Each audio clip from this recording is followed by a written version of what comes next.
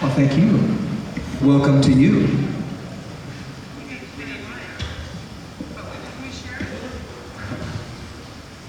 Sorry, we're screwing with your mic setup, Dweezil. Oops.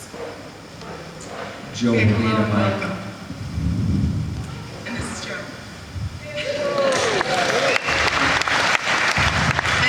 And you know who Dweezil is. And we're missing Jeff. He might have quit the group again. Who knows? Gail, why don't you sit here because the microphone can go up and down. You don't want to lean on the wall. Come on. Are you in charge? That's better. All right. Stage Management by Scott Thunes. Don't forget.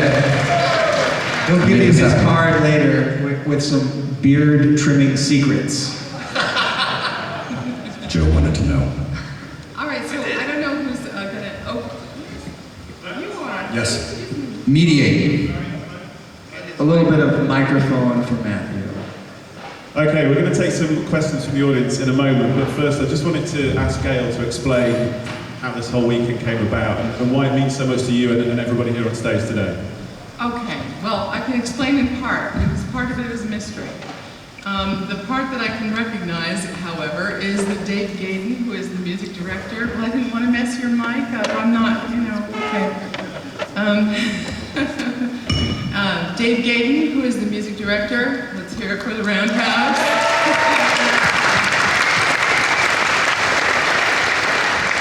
Had this crazy idea to come and, invite us backstage at Shepherd's Bush, where ZPZ was playing. He came and said, how about we do this little, festival thing? And I go, festival? What does that mean exactly?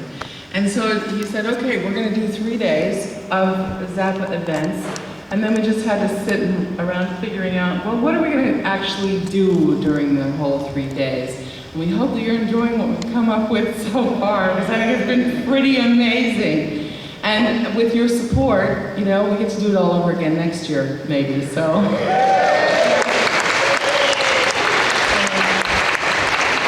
So this part of the event is I thought I'll keep quiet, maybe. And Dweezil and Joe and Scott can talk about their experiences with the music and with Frank and take questions and just see what happens. Okay, just before we get started on the questions from the audience, Joe, would it be useful for you to just explain your role as the Vaultmeister for the Zappa family? Okay. I have been appointed to be in charge of documenting and preserving the media that lies in the vault. Lots of video, lots of audio, all sorts of different formats. And I make sure that it's well taken care of as far as that it doesn't get ruined, because you can easily ruin the stuff.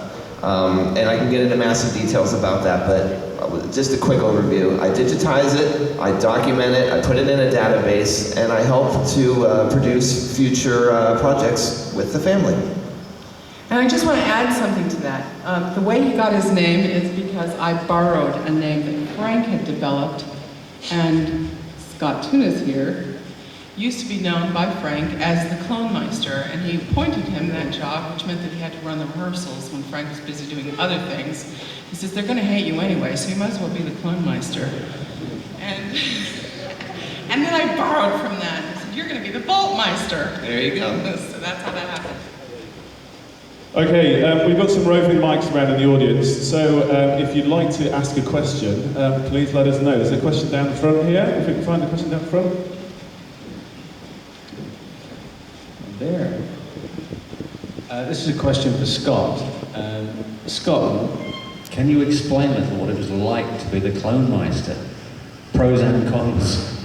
Well, I was up at the house and Frank said,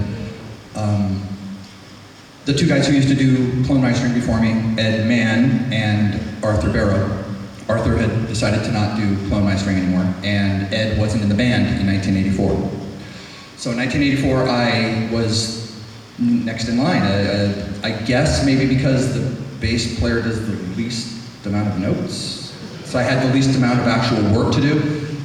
He knew that I had gone to music school and I could read and write and arrange. And so any amount of information that needed to go from Frank, from the records, or from my own mind could easily be translated into music speak, rather than being some kind of hermetic keyboard player who doesn't know how to talk even to musicians. So I was able to say, dude, that's great, dude, that sucks. I had a really good band to work with, for the most part, and was able to tell them what to do and have them play it for the most part.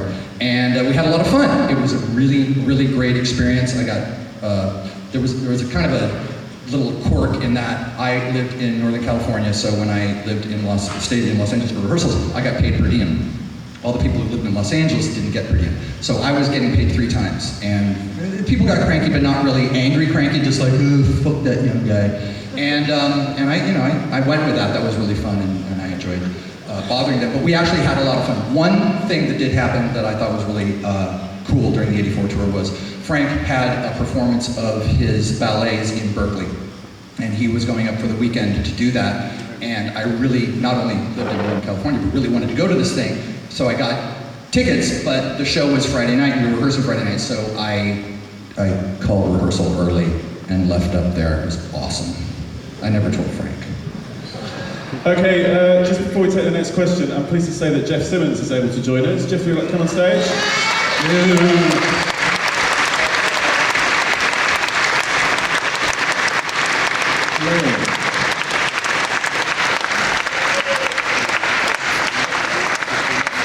You might need another microphone or... I can sit it out. Huh? Okay, we're waiting for Jeff to sit down. Are there any more questions, please? Questions here in the green? Well, it's not so much a question. First of all, particularly Joe and Gail, thank you very much for all